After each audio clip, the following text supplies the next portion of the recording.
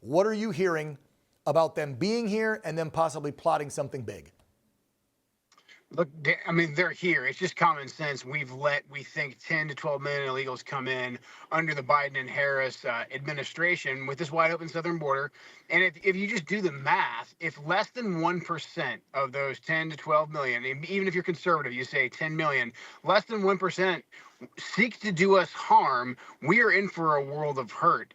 And look, these unvetted Afghans that we flew to America in the summer of 2021, none of these guys were vetted. It was whoever could bypass the Taliban and get on the aircraft. As you pointed out, we left our allies, we left our interpreters there in Afghanistan, but we flew these folks right to the heart of the United States of America. And so, look, we caught this one guy because he got sloppy. However, there's other ones out there that are probably smarter than him that we haven't caught yet. I pray that I'm wrong.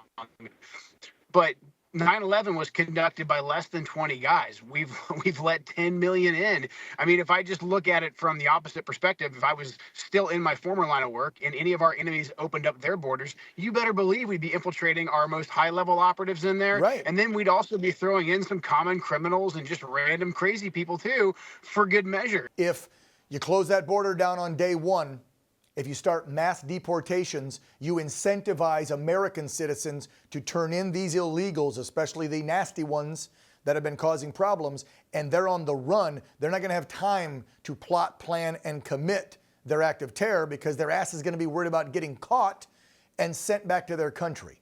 So I don't think there's any other choice, and not to get too spiritual right now, but I'm going to say this. I don't think God wants America to fail yet. And if America fails, the world fails. So I got to think that Trump, you, other America First candidates that really want to save the republic by doing what's right for we the people have to win this November. It has to happen. There's no other way it can go down, Joe. Yeah, this is a no-fail mission right now. If we don't turn this around, securing the border, stopping World War III and the out-of-control spending, if we don't get a tourniquet on that right now and stop that, look, the chances of us saving the republic with all three of those factors converging, the odds are not in our favor. And that's why these next 25 days are so critical. I can't encourage people enough to get your friends out there, get your neighbors out there.